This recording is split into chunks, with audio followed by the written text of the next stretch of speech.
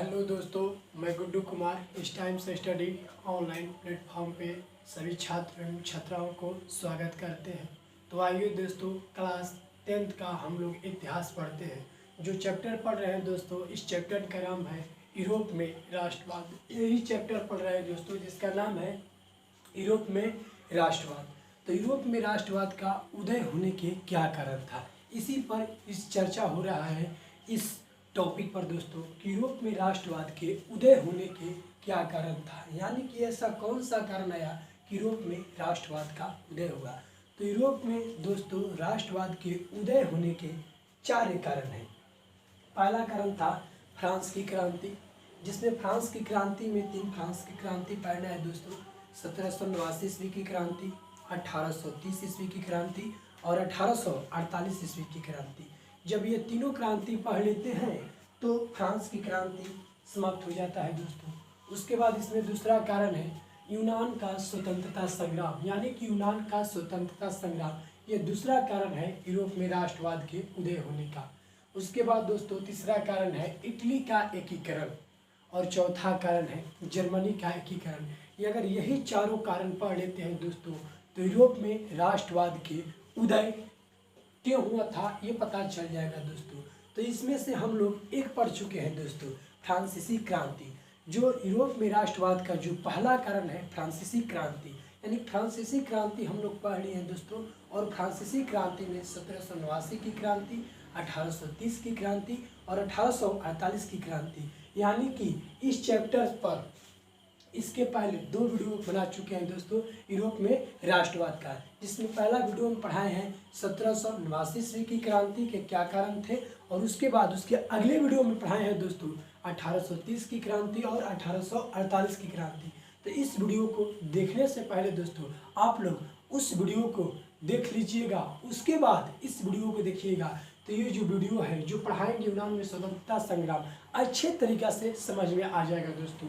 तो आज दोस्तों इसी पर बात करते हैं यूनान का स्वतंत्रता संग्राम, यानी कि यूरोप में राष्ट्रवाद की, जो यूरोप में राष्ट्रवाद के दूसरा कारण है यूनान का स्वतंत्रता संग्राम। तो आज यही जानते हैं कि यूनान में आखिर क्या कारण था कि स्वतंत्रता संग्राम हो गया। यूनान में ऐसा कौन सा परिस्थिति आ गया कि यूनान में स्वतंत्रता संग्राम हो गया। तो यूनान में स्वतंत्रता संग्राम पढ़ने से पहले दोस्तों यूनान के कुछ इतिहास के बारे में जान लेते हैं कि यूनान एक कैसा देश था। इसके इतिहास के बारे में जान लेते हैं कि यूनान एक कैसा देश था। तो दोस्तों यूनान के इतिहास के जब बारे में पढ़ते हैं तो पता चलता है कि यूनान का जो इतिहास था काफ़ी ही गौरवशाली इतिहास था। जो यूनान का इतिहास था काफ़ी ही गौरवशाली इतिहास था। यूनान हर क्षेत्र में वो कला का क्षेत्र हो या साहित्य का क्षेत्र हो या चिकित्सा का क्षेत्र हो या विज्ञान का क्षेत्र हो, सब क्षेत्रों में उपलब्धियां प्राप्त किए हुए था, यानी कि सब क्षेत्र में बहुत आगे निकल चुका था। वहाँ के लोग एक तरीका से बोला जाए दोस्तों तो नजूमी बन गए थे।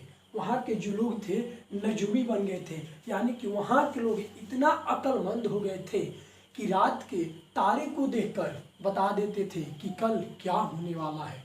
इतना अक्लमंद बन गए थे दोस्तों कि रात के तारे को देखकर बता सकते थे कि कल क्या होगा, यानी कि काल कैसा दिन व्यतीत होगा। और ये सब इनकी उपलब्धियों को देखकर जो अन्य देश था चकित हो गया था कि ये कैसा देश हो गया है यूनान, यानी कि जो अन्य देश थे चाहकर भी इनकी कल्पना नहीं कर सकते थे ये जो देश है कितना आगे निकल चुका था। यानी कि जो इतिहास था इसका बहुत ही बड़ा इतिहास था दोस्तों। हर एक क्षेत्र में ये आगे निकल चुका था। कोई भी क्षेत्र हो, कला के क्षेत्र हो, साहित्य के क्षेत्र हो या चिकित्सा के क्षेत्र हो या विज्ञान का क्षेत्र हो, सभी क्षेत्रों में आगे निकल चुका, आगे बहुत काफ़ी निकल चुका था।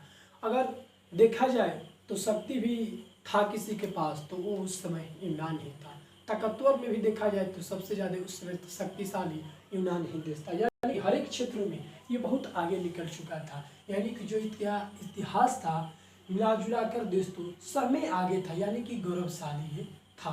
लेकिन क्या कीजिएगा दोस्तों, आगे चलकर यूनान के लोग भोग विलास में इतना ना लीन हो जाते हैं, इतना लीन हो जाते हैं कि जो भी ये ख्याति प्राप्त किए थे सभी ख्याति को ये डुबा देते हैं।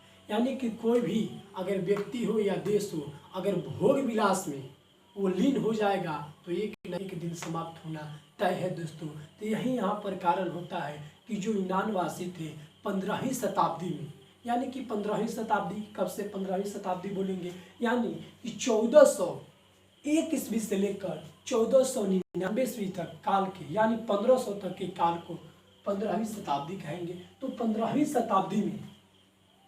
शताब्दी में भोग विलास के कारण जो यूनान था ऑटोमन साम्राज्य के अधीन चला जाता है दोस्तों। यानी कि 15वीं शताब्दी में जो यूनान था भोग विलास के कारण ऑटोमन साम्राज्य के अधीन चला जाता है। यानी कि ऑटोमन अब क्या था, तो तुर्की एक देश था और तुर्की का एक अपना अधिपत्य था जिसका नाम था ऑटोमन साम्राज्य, उसी के अधीन चला जाता है यूनान। यानी कि जो यूनान है अब तुर्की के या ऑटोमन साम्राज्य के अधीन चला जाता है, यानी कि दोस्तों गुलाम हो जाता है। एक समय कभी ये शक्तिशाली देश था, हर एक क्षेत्र में उपलब्धियां प्राप्त किए हुए था, लेकिन इतना ना भोग विलास करता है कि 15वीं शताब्दी में ऑटोमन साम्राज्य के अधीन चला जाता है। जब ऑटोमन साम्राज्य अधीन चला जाता है तब वहाँ के जो लोग थे अब स्वतंत्रता संग्राम के बारे में सोचते हैं कि हम लोग भी किस तरह से आज़ाद हो जाए। यानी कि अब यूनान में स्वतंत्रता संग्राम के कारण जानेंगे कि आखिर यूनान में स्वतंत्रता संग्राम क्यों हुआ था दोस्तों। ये तो पहले हम लोग पढ़ लिए यूनान का क्या इतिहास था और किस तरह ये ऑटोमन साम्राज्य के अधीन चला जाता है। तो अब जानते हैं दोस्तों यूनान के स्वतंत्रता संग्राम के क्या कारण थे, यानी वहाँ पर कौन सा परिस्थिति आया कि यूनान में स्वतंत्रता संग्राम करना पड़ा। तो दोस्तों पहला है तुर्की से यूनान का अपनापन नहीं मिला था। यानी इस वाक्य का अर्थ क्या हो गया, यानी कि तुर्की से यूनान का अपनापन नहीं मिला था। दोस्तों जो तुर्की से यूनान का अपनापन नहीं मिला, यानी कि जो यूनान था वो तुर्की के अधीन तो चला गया था, जो यूनान था तुर्की के अधीन तो चला गया था, इसके गुलाम तो हो गया था, लेकिन इसको अपनापन नहीं मिला था, अपनापन महसूस नहीं हो रहा था। यानी इस दोनों का जो मत था वो नहीं मिल पा रहा था, दोनों का जो दिल था वो नहीं जुट पा रहा था। यानी कि दोनों का दिल अलग अलग था, दोनों एक सहमत नहीं थे, कोई एक बात पर, कोई एक विषय पर सहमति नहीं रखते थे। यानी को दोनों का जो दिल था दोस्तों वो टूटा हुआ था, दोनों का दिल नहीं मिल पा रहा था। यानी कि इसको अपनापन नहीं महसूस हो रहा था, गुलाम तो हो गया था लेकिन इसको अपनापन जैसा महसूस नहीं हो रहा था। तो पहला ये कारण था दोस्तों कि तुर्की से यूनान का अपनापन नहीं मिला, इसलिए वहाँ पर यूनान में स्वतंत्रता संग्राम होता है। दोस्तों दूसरा था 18वीं शताब्दी में तुर्की कमजोर हो गया। एक बार ऐसा समय आता है दोस्तों कि 18वीं शताब्दी में तुर्की काफ़ी कमजोर होता है, काफ़ी कमजोर होता है और इतना कमजोर हो जाता है कि इसे यूरोप के मरीज में गिनती होने लगता है दोस्तों। यानी यूरोप के मरीज कहा जाने लगता है दोस्तों एक समय तुर्की। यानी कि इतना कमजोर हो जाता है, तुर्की इतना कमजोर हो जाता है कि इसे गिनती यूरोप के मरीज के रूप में होने लगता है दोस्तों। अगर कोई देश या व्यक्ति दोस्तों अगर स्वयं लाचार हो जाएंगे तो दूसरे पर वो शासन कर सकते हैं, नहीं कर सकते हैं। तो यही कारण था कि तुर्की क्या हो गया, काफ़ी कमज़ोर हो गया था। जब तुर्की काफ़ी कमज़ोर हो गया तब यूनानवासी इस समय का फायदा उठाकर इन्होंने स्वतंत्रता के लिए संग्राम छेड़ दिए। यानी कि जब देखे कि अब तो तुर्की कमज़ोर हो गया है, अब हम लोगों पर शासन नहीं कर सकता है, तो वहाँ के लोगों इसका फायदा उठाकर, इस समय का फायदा उठाकर वहाँ पर विद्रोह छोड़ देते हैं। ये दूसरा कारण हो जाता है दोस्तों। जब स्वयं देश कमज़ोर हो जाएगा तो दूसरे पर कैसे वो अपना शासन चला पाएगा। यहाँ पर तो तुर्की कमज़ोर हो गया था तो यूनान पर अपना कब्जा कैसे रख पाएगा। यही कारण था कि यही कारण था दोस्तों कि यूनान यहाँ पर आंदोलन छोड़ देता है, छेड़ देता है। यही इसका दूसरा कारण था दोस्तों। अब चलते हैं तीसरा कारण। 18वीं शताब्दी के अंत में राष्ट्रवादी भावना जोर मारने लगी यूनान में। यानी कि जब ये कमज़ोर हो गया था तो जो यूनानवासी थे अब राष्ट्रवादी भावना वहाँ पर हर जगह पनपने लगी। यानी कि लोगों को लगा कि नहीं, अब हम लोगों का भी आज़ाद होना चाहिए। बहुत दिन गुलामी की जंजीर में हम लोग जीवन अपना व्यतीत किए। तब 18वीं शताब्दी में वहाँ पर जगह जगह लोग राष्ट्रवादी भावना की जोर मारने लगे, यानी कि जोर देने लगे लोग कि नहीं, हम लोग को भी अब आज़ाद होना चाहिए। तो ये था दोस्तों इसका तीसरा कारण यूनान में स्वतंत्रता संग्राम के। चौथा कारण था दोस्तों बौद्धिक कारण। चौथा कारण था दोस्तों बौद्धिक कारण। और बौद्धिक कारण क्या होता है दोस्तों? बौद्धिक कारण किसे कहते हैं? यानी कि कोई व्यक्ति अपनी बातों से दूसरे व्यक्तियों को माइंड को चेंज कर देता है, उसे ही बौद्धिक कारण कहा जाता है दोस्तों। यानी कि यूनान के लोग जगह जगह जाते थे एक छोटा छोटा सा समूह बनाकर, और लोगों को अपनी बातों से उनको समझाते थे। अपनी बातों के द्वारा उन व्यक्तियों को, दूसरे व्यक्तियों को दिमाग को चेंज कर देते थे, उसके दिमाग की बात को बदल देते थे और बोलते थे कि नहीं, हम लोग को भी क्या होना है, अब आज़ाद होना है। बहुत दिन तक हम लोग गुलामी की जंजीर में व्यक्तित्व किए हैं तुर्की का, अब हम लोग गुलाम नहीं रहेंगे। यानी कि दूसरे व्यक्तियों को दिमाग को चेंज कर देते थे। तो यही था दोस्तों बौद्धिक कारण। उसके बाद दोस्तों पांचवा कारण था फ्रांस की 1789 की क्रांति का प्रभाव। जो फ्रांस के 1789 ईस्वी की क्रांति हुआ था, उसका क्या प्रभाव था? ये भी था एक यूनान में स्वतंत्रता संग्राम का कारण। तो दोस्तों जो पढ़ाए हैं फर्स्ट वीडियो में 1789 की क्रांति, अगर वहाँ पर पढ़िएगा तो ये समझ में आ जाएगा कि फ्रांस की 1789 के क्रांति का क्या प्रभाव हुआ था। तो ये दोस्तों था यूनान के स्वतंत्रता संग्राम के कारण। यही 5 कारणों को अगर 2-2, 3-3 लाइन इसमें लिख देते हैं तो फुल नंबर मिल जाएगा दोस्तों। तो ये हो गया यूनान का इतिहास क्या था, किस प्रकार यह ऑटोमन साम्राज्य के अधीन चला जाता है दोस्तों। और यहाँ पर बताया यूनान के स्वतंत्रता संग्राम के क्या कारण थे। तो ये दोस्तों 5 कारण था। अब चलते हैं दोस्तों कि यूनान में स्वतंत्रता क्रांति जो हुआ था उसका शुरुआत कैसे हुआ और उसका स्वरूप क्या निकला। यानी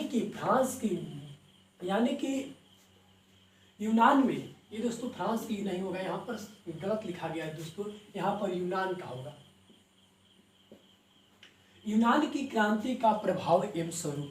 अब पढ़ते हैं दोस्तों यहाँ पर यूनान की क्रांति का प्रभाव एवं स्वरूप। यानी कि ये तो कारण था, लेकिन यहाँ पर अब शुरुआत कैसे होता है, यानी कि यूनान की जो क्रांति है उसकी आगाज कौन से व्यक्ति करते हैं और इसका स्वरूप क्या निकलता है दोस्तों। तो यहाँ पर पढ़ते हैं दोस्तों कि यूनान में स्वतंत्रता संग्राम की शुरुआत कौन व्यक्ति किए थे। तो दोस्तों यूनान में स्वतंत्रता संग्राम की आगाज 1821 ईस्वी में अलेक्जेंडर 1821 ईस्वी में अलेक्जेंडर हिप्सलांटी के नेतृत्व में विद्रोह की आगाज किया जाता है दोस्तों। यानी कि 1821 ईस्वी में अलेक्जेंडर नामक एक व्यक्ति था, एक सैनिक था यूनान के, उन्होंने आज़ादी की जंग की प्रथम लड़ाई छेड़ते हैं और यहाँ पर आज़ादी के लिए आंदोलन की शुरुआत हो जाता है दोस्तों। तो यहाँ पर यह आंदोलन तो छेड़ देते हैं दोस्तों, और यहाँ पर आंदोलन की शुरुआत हो जाता है। आंदोलन चालू हो जाता है, आंदोलन धीरे धीरे अपना गति पकड़ने लगता है। लेकिन जब यहाँ पर आंदोलन की शुरुआत होती है तब एक व्यक्ति था मेटरनिख।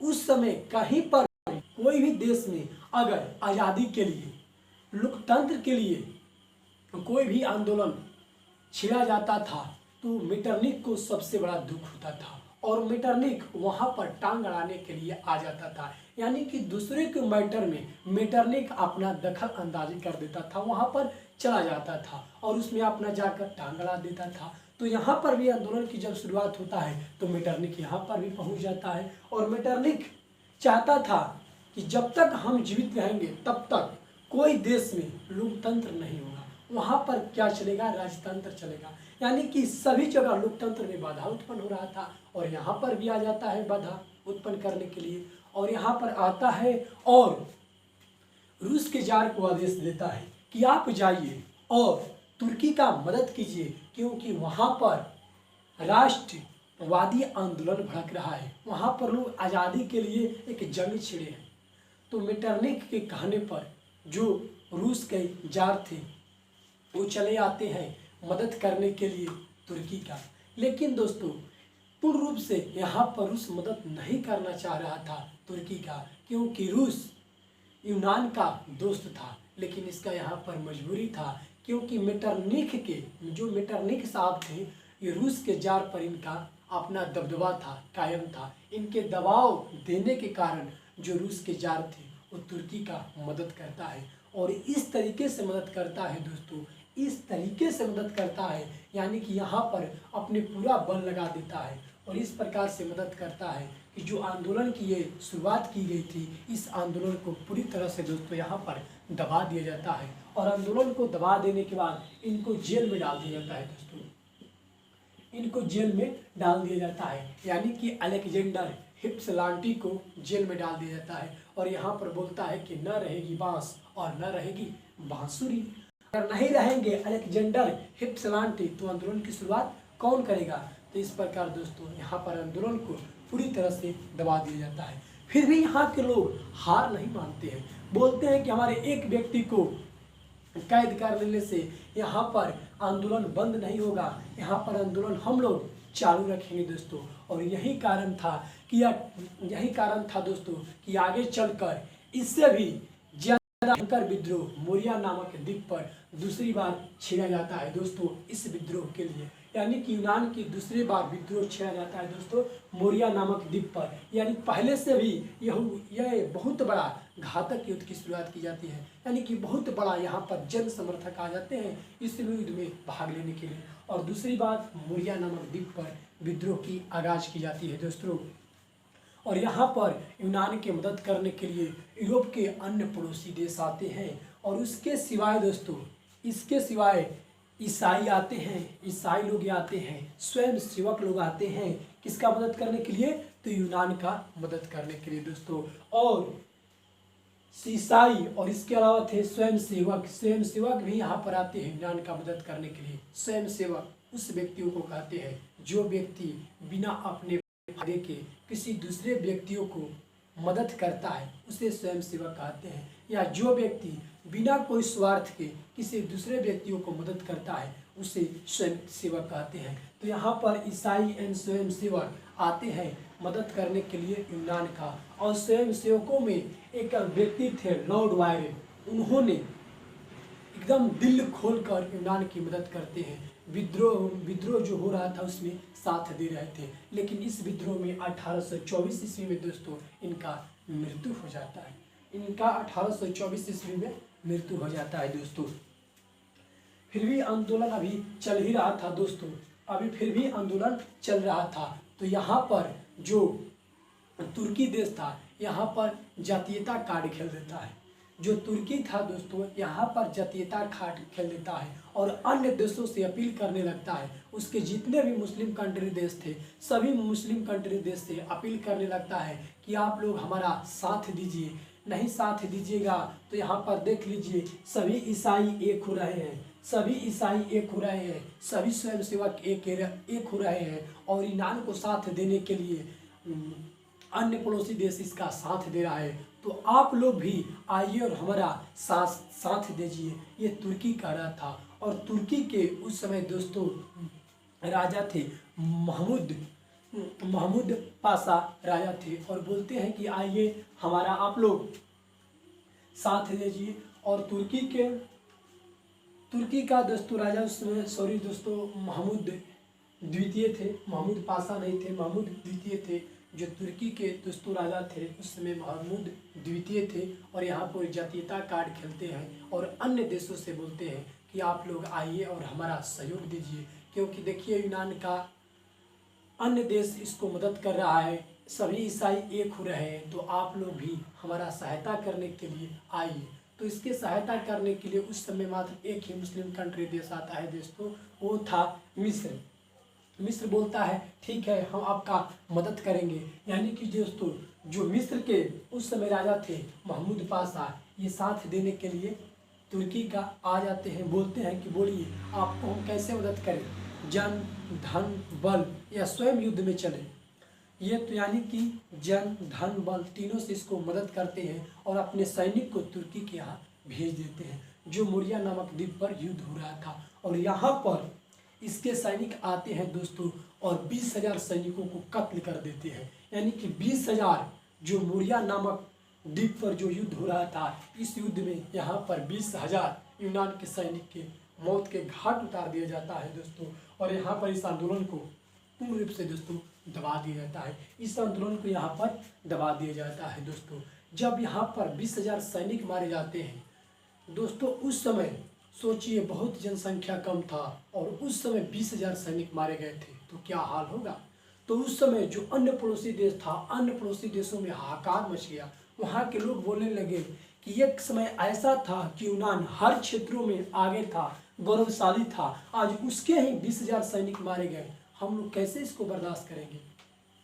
तब जो अन्य पड़ोसी देश था यहाँ पर यूनान की मदद करने के लिए आगे आते हैं, और यूनान की मदद करने में दोस्तों यहाँ पर सबसे आते हैं रूस, सबसे आते हैं दोस्तों आगे रूस, उसके बाद ब्रिटेन आता है, फ्रांस आता है, और स्वयं दोस्तों यूनान था। यहाँ पर दोस्तों रूस क्यों आ जाता है इसको मदद करने के लिए, इंग्लैंड क्यों आता है इसको मदद करने के लिए। दोस्तों यहाँ पर जो रूस का जार था यहाँ पर बदल चुके थे, जो इंग्लैंड में जार था वो भी बदल चुके थे, और जो फ्रांस के जार थे वो भी यहाँ पर चार्ल्स दसम का आगमन हो चुका था दोस्तों। यानी कि जो पहले वाले जार थे वो सब यहाँ पर चेंज होकर नया हो गए थे दोस्तों, और जो रूस का नए जार आए थे इस जार पर अब मेटरनिक का कोई बोलबाला नहीं था। यही कारण था कि रूस यहाँ पर सामने आ जाता है यूनान के मदद करने के लिए, और आकर बोलता है कि हम आपका अब मदद करेंगे, और दिल खोलकर यहाँ पर एकदम सामने आकर दोस्तों मदद करता है। अब यहाँ पर यूनान के साथ देने के लिए दोस्तों रूस, इंग्लैंड, फ्रांस एवं स्वयं यूनान आते हैं, और दूसरी साइड तुर्की और मिस्र, ये दोनों के बीच दोस्तों, यानी कि रूस, इंग्लैंड, फ्रांस, यूनान एक साइड एक तरफ रहता है, और दूसरी साइड दोस्तों तुर्की और मिस्र रहता है। इस दोनों के बीच दोस्तों युद्ध होता है, और इस युद्ध में दोस्तों यूनान का जीत हो जाता है, और इस युद्ध में तुर्की दोस्तों हार जाता है। हारने के बाद यहाँ पर दोस्तों एक संधि किया जाता है जो एंड्रियापोल की संधि के नाम से प्रसिद्ध हो जाता है। तो यानी कि 1829 ईस्वी में दोस्तों यहाँ पर हारने के बाद एक संधि बुलाया जाता है जिसका नाम दिया जाता है दोस्तों एंड्रियानापोल की संधि। ये संधि दोस्तों रूस और तुर्की के बीच होता है। ये जो संधि हुआ था रूस और तुर्की के बीच हुआ था। अब आप दोस्तों बोलिएगा कि ये तो यूनान का मामला था, लेकिन संधि रूस और तुर्की के बीच क्यों होगा, क्योंकि रूस आगे आ गया था इसका मदद करने के लिए, इसीलिए दोस्तों ये संधि किया जाता है रूस और तुर्की के साथ। और ये संधि में तय किया जाता है कि जितना भी रुपया इस युद्ध में खर्च हुआ है इस सभी का भरपाई कौन करेगा, तो तुर्की, और तुर्की को दोस्तों इसका भरपाई करना पड़ता है। उसके बाद यहाँ पर बोला जाता है कि अब यूनान में किसका शासन रहेगा। अब यहाँ पर अन्य देशों के द्वारा बोला जाता है दोस्तों कि अब तो हम लोग तुर्की को और मिस्र को हरा दिए हैं, लेकिन अब यूनान में किसका शासन रहेगा। तब दोस्तों यहाँ पर जो रूस है बोलता है कि यूनान में अब मेरे सैनिक रहेंगे, यानी कि मेरा इस पर अब कब्जा रहेगा। लेकिन दोस्तों यहाँ पर यूनान बोलता है कि नहीं, ऐसा नहीं होगा, हमारे यहाँ अब किसी का शासन नहीं रहेगा, हम लोग किसी का गुलाम नहीं रहेंगे, हम लोग अब स्वतंत्र रहेंगे। लेकिन यहाँ पर दोस्तों रूस बोलता है कि नहीं, यहाँ पर हमारा शासन रहेगा, क्योंकि इस युद्ध में हम सबसे ज़्यादा मदद किए हैं, इसलिए हमारा शासन रहेगा। लेकिन दोस्तों यहाँ पर यूनान बोलता है कि नहीं, चाहे कुछ भी हो जाए, यहाँ पर किसी भी देश का अब शासन नहीं रहेगा। तो आगे चलकर दोस्तों यहाँ फिर पुनः युद्ध की शुरुआत हो जाती है, और अगली बार दोस्तों यहाँ पर युद्ध होता है रूस और यूनान के बीच, दोनों के बीच यहाँ पर युद्ध की जंग छिड़ जाती है दोस्तों, दोनों के बीच युद्ध होता है। और इस युद्ध में यूनान का साथ देने के लिए इंग्लैंड आ जाता है, और उसके बाद यहाँ पर रूस का पराजय हो जाता है दोस्तों। तो 1832 ईस्वी में रूस का पराजय हो जाता है दोस्तों, और 1832 ईस्वी में कस्तूरिया की एक संधि की जाती है, और कस्तूरिया की संधि के द्वारा दोस्तों यूनान को स्वतंत्र राज्य घोषित कर दिया जाता है। यानी कि यूनान को यहाँ पर स्वतंत्र घोषित कर दिया जाता है कि यूनान पर अब किसी का भी शासन नहीं रहेगा, यूनान क्या है, अब स्वतंत्र देश है। और दोस्तों उस समय यूनान में एक जगह था जिसका नाम था बाइबेरिया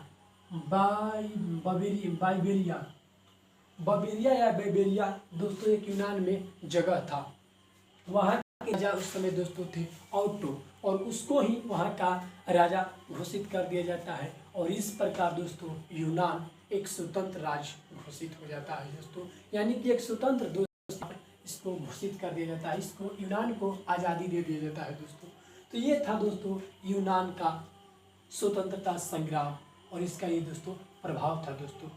तो अगर इस वीडियो को एक या और दो बार इसको देख लीजिएगा दोस्तों, तो यूनान का जो स्वतंत्रता संग्राम है ये दोस्तों समझ में आ जाएगा आपको।